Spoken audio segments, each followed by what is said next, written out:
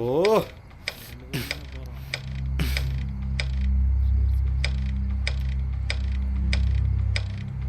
Brother brother யோ என்னையா இப்படி பண்ணாதீங்க பிரதர். என்னையா இப்படி பண்ணால் உங்கள் உயிருக்கு ஆபத்து வந்துடும் பிரதர். யோ தெரியும் போயா.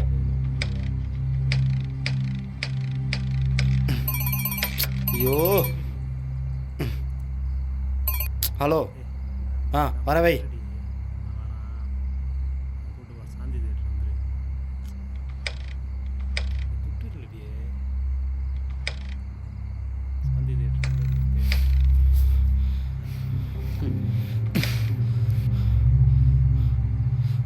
அட்டா பாவி.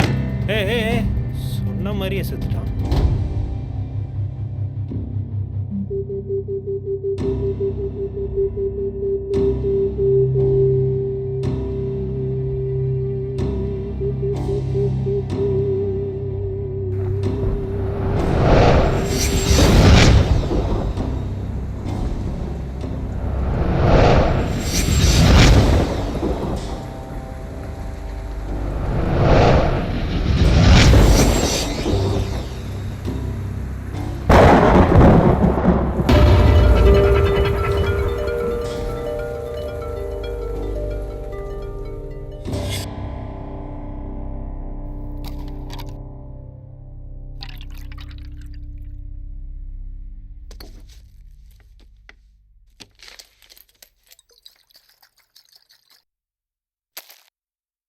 நான் குடிக்க போகிறேன். மொடா குடிக்க போகிறேன். எதில் இருக்கிறது யாருன்னு தெரியாத அளவுக்கு இப்போ குடிக்க போகிறேன்.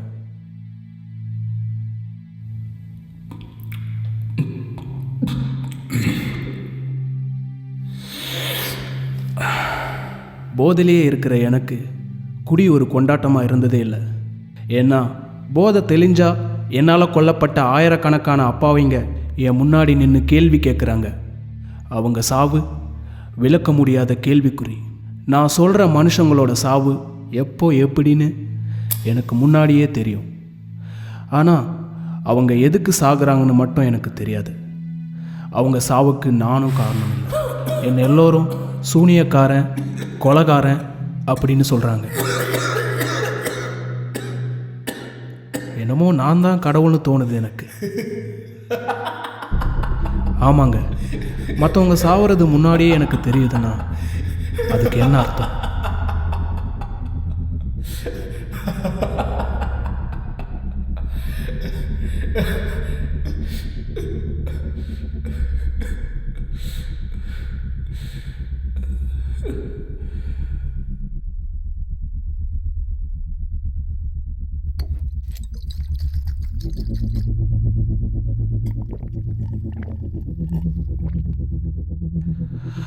கடவுள்னா சந்தோஷம் இருக்காதோ என்னமோ. மனிதர்களை விட்டு விலகி ஓட ஆரம்பித்தேன். தடம் தெரியாமல் ஓடி குடிங்கிற பெருங்கடலில் மூழ்கிட்டேன். அதில் இருந்து மீளவும் முடியல. நான் மீளவும் விரும்பலை. எனக்கு அப்போ 10 வயசு இருக்கும். என் மேலே என் பெரியம்மா ரொம்ப பாசமாக இருப்பாங்க. அவங்களுக்கு நானா உயிர். சின்ன வயசில் அதிகமாக என் பெரியம்மா வீட்டில் தான் நான் இருப்பேன்.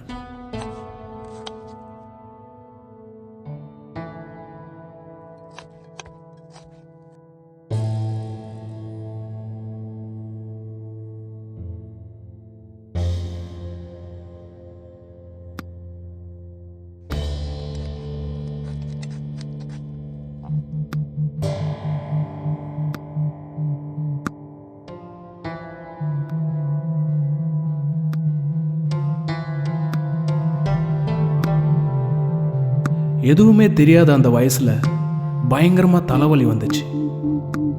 ஒரு கட்டத்தில் தலைவலி ரொம்ப அதிகமாச்சு. அப்போது எனக்கு எதுவுமே கண்ணுக்கு தெரியல. கொஞ்ச நேரத்துக்கு அப்புறம் ஒரே ஒரு தலை மட்டும் கண்ணுக்கு தெரிஞ்சுது. அது என் பெரியப்பா தலை. நம்பவே முடியல என்னால். அப்படியே அதிர்ந்து போய் நின்றுட்டேன்.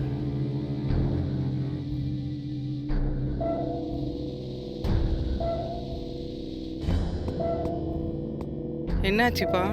அங்க பாருங்க, பெரியப்பா தலை. ஒன்றும் இல்லை போ. தலைவலி எப்போ என் பெரியப்பா தலை மட்டும் துண்டாக கிடந்துச்சுன்னு சொன்னேன். அப்போ பெரியம்மா நம்பலை. திடீர்னு ஒரு நாள் பெரியப்பா விபத்தில் செத்து போனார். அந்த விபத்தில் நான் சொன்ன மாதிரி என் பெரியப்பா தலை துண்டாகி தனியாக கிடந்தது. அப்போ தான் பெரியம்மா நம்பினாங்க. அதுக்கப்புறம் பெரியம்மா என்னை பிசாசு போல் பார்க்க ஆரம்பிச்சிட்டாங்க. பெரியப்பா இறந்த சில ஆண்டுக்கு அப்புறம் ஒரு பொண்ணை காதலிச்சேன். அவள் பேர் மலர்விழி. பேர் மாதிரியே அவளும் ரொம்ப அழகு. காதலனோட கண்ணுக்கு காதலிங்க ரொம்ப அழகுங்கிறது உண்மைதான். அந்த பொண்ணு என் வாழ்க்கையில் வந்த நாட்கள் எல்லாம் எனக்கு சந்தோஷமாக இருந்தது. வசந்த கால கார்மேகம் வசித்து போகும் பெண்மோகம் வானவில் வாழ்க்கை வாழ்த்துதே இயற்கை. நீ பார்த்த பார்வையில் நான் மீண்டும் பிறக்கிறேன், சிரிக்கிறேன், சிலிர்க்கிறேன், சிறகில்லாமல் பறக்கிறேன், சிரிக்கிறேன், சிலிர்க்கிறேன், சிறகில்லாமல். எங்களோட காதல் நல்லா போயிட்டு இருந்துச்சு. நான் தரையில் இருந்தாலும் அவளோட இருந்த ஒவ்வொரு நிமிஷமும் எனக்கு வானத்தில் பறக்கிற மாதிரியே இருந்துச்சு. இப்படியே போயிட்டு இருந்தப்போ திடீர்னு ஒரு பிரச்சனை. மறுபடியும் எனக்கு தலைவலி வந்தது. தாங்க முடியாத தலைவலி. என் கண்ணுக்கு ஒன்றுமே தெரியல. அதுக்கப்புறம் தெரிஞ்சது ஒரே ஒரு பொண்ணு மட்டும்தான். அவள் என்னோட மலர்விழி. தீயில கருகி பார்க்க முடியாத அளவுக்கு ரொம்ப கொடூரமாக இருந்தாள். என்ன நடக்குமோன்னு யோசிச்சுட்டே இருந்தேன். என் பெரியப்பா சாவும் இப்படி தான் முன்னாடியே எனக்கு தெரிஞ்சுது. மறுபடியும் ஏதோ ஒரு தப்பு நடக்க போகுதுன்னு என் மனசு சொல்லுச்சு. உடனே அவளை விட்டு விலகி வெகு தூரம் போயிட்டேன். கொஞ்ச நாளைக்கு அப்புறம்தான் ஒரு தகவல் தெரிஞ்சுக்கிட்டேன். நான் நினச்ச மாதிரி தீ விபத்தில் மலர்விழி சிக்கினான்னு கேள்விப்பட்டேன். என்னால் தாங்க முடியல. அதை ரொம்ப சோகமாக இருந்துச்சு. ஃபர்ஸ்ட் லவ் பெஸ்ட் லவ்னு சொல்லுவாங்க. அது உண்மைதான். காதலிக்கு இப்படி ஒரு விபரீதம் நடக்கும்னு தெரிஞ்சு நாம் விலகி வர்றது ரொம்ப பாவம். ஆனால் நான் அதை தான் செஞ்சேன்.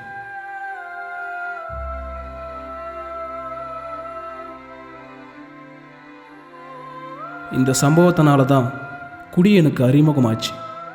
அடிக்கடி மலர்வியோட ஞாபகம் வரும்போதெல்லாம் நான் குடித்தேன். வேதனைங்கிறது என் மனசில் துளிர் விட ஆரம்பிச்சது. இப்படியே என் வாழ்க்கை போயிட்டு இருந்தப்போ மீண்டும் எனக்கு ஒரு தலைவலி வந்தது. இதுவரைக்கும் நான் அனுபவிக்காத தலைவலி.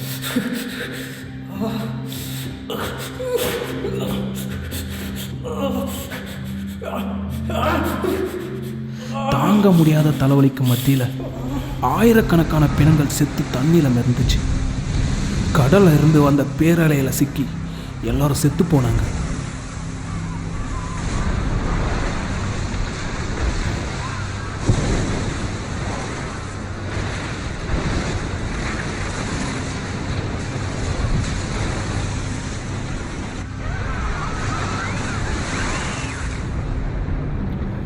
யார்கிட்ட என்னன்னு எப்படி சொல்கிறதுன்னு தெரியல. என் மூக்கில் பெணவாடை அடிச்சுட்டே இருந்துச்சு. சொன்னால் நம்ப மாட்டீங்க, சுனாமி வர்றது எனக்கு முன்னாடியே தெரியும். கடல் அலையில் சிக்கி ரொம்ப பேர் சாக போகிறாங்கன்னு சொன்னப்போ யாரும் நம்பலை. மாறா என்னை பைத்தியம் மாதிரி பார்த்தாங்க. நான் சொன்னதும் நடந்துடுச்சு. பல்லாயிரம் பேர் செத்து போயிட்டாங்க. இதுக்கப்புறம் சொந்த பந்தம் எல்லாரையும் விட்டு மொத்தமாக விலகி வந்துட்டேன். அந்த சம்பவம் நடந்து சரியாக ஒரு வாரத்துக்கு அப்புறம் ஒரு இரவில் நான் அலறி அடித்து உட்காந்தேன். சுனாமியில் செத்து போனவங்க, என்னோட பெரியப்பா எல்லோரும் என் கனவுல வந்தாங்க. அவங்க சாவுக்கு என்ன காரணம்னு கேட்டாங்க. எனக்கு எதுவும் புரியலை, பதில் சொல்லவும் தெரியலை. எல்லா இரவும் இப்படியே அவங்க வர ஆரம்பித்தாங்க. அப்போ தான் குடி எனக்கு அதிகமாச்சு. என் வாழ்க்கையையே போதையின் பாதுகாப்பில் வச்சுக்க ஆரம்பித்தேன். உலகத்தையே புறக்கணித்தேன். நான் என் கூட மட்டுமே பேச தொடங்கினேன். இப்போ பிரச்சனை அது இல்லை. எனக்கு பிணவாடை அடிக்குது. மீண்டும் எனக்கு தலை வலிக்குது.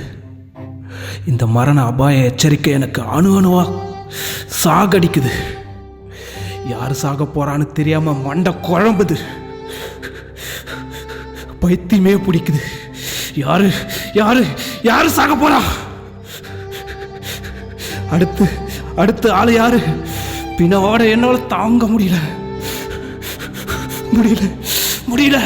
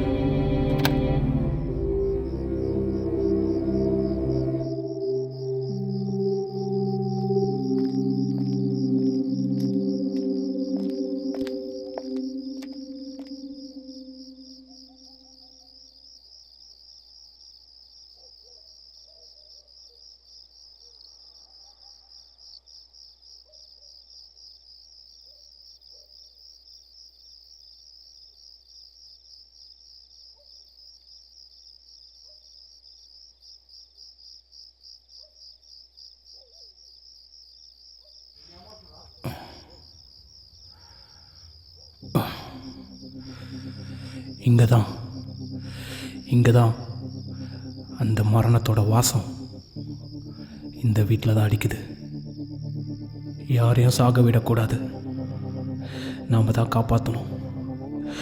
யார் சாக போகிறாங்கன்னு தெரியலையே. ஐயோ, யாராவது இருக்கீங்களா சார்? 2 நாள் கழிச்சு கூட ஒன்றும் பிரச்சனை இல்லை, பார்த்துக்கிறேன். அதான் பேசுகிற ஒரு நிமிஷம். யார் நீங்கள் சார்? இருமா, நான் பேசியிருக்கோம். அப்புறம் யாரோ வந்திருக்காங்க, நான் பேசிக்கிறேன். யார் நீங்கள் சார்? என்ன சார் வேணும் உங்களுக்கு சார்? அட்ரஸ் மாதிரி வந்துட்டீங்களா சார்? இந்த வீட்டில் பெரிய ஆபத்து வரப்போ சார். குடிச்சிருக்கீங்களா? ஐயோ சார், யார் சார் நீங்கள்? இந்த வீட்டில் யாரெல்லாம் சார் இருக்கீங்க? யார் வேணா இருப்போம். உங்களுக்கு என்ன சார் பிரச்சனை? ஏன் தேவையில்லாம் பேசிட்டு இருக்கீங்க? ப்ளீஸ், யாராவது இருக்கீங்க? என்ன சார் பிரச்சனை உங்களுக்கு? நானும் என் பொண்ணு இருக்கோம். என்ன விஷயம் உங்களுக்கு? நீங்கள் எங்கே? அப்போ உங்கள் பொண்ணு? ஹலோ, தேவையில்லாம ஏதாவது உளறீங்க. அப்போ என் பொண்ணுக்கு ஏதாவது நடக்குன்றீங்களா சார்? புரிஞ்சுங்க சார். என்னையா பிரச்சனை உனக்கு? ஏன் தேவையில்லாத பேசிட்டு இருக்க? ஏதாவது நடக்கிறதுக்குள்ள உங்க பொண்ணு காப்பாத்தி ஆகணும் சார். நான் போலீஸ் கம்ப்ளைண்ட் பண்ணுவியா? போயா ப்ளீஸ் சார். பேசிட்டு சார், ப்ளீஸ் சார்.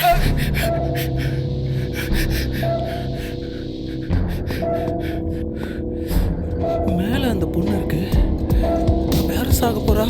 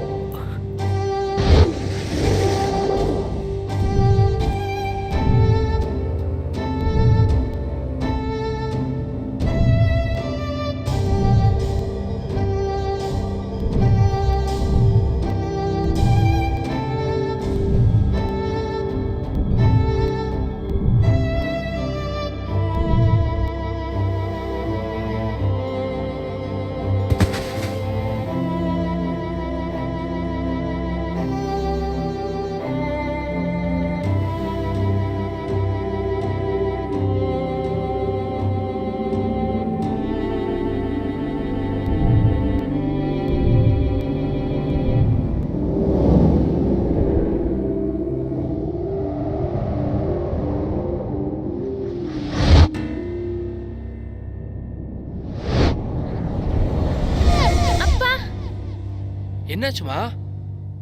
ஏதாவது கெட்ட கனவு கண்டியா? ஒன்றும் இல்லடா, தூங்கு தூங்கு.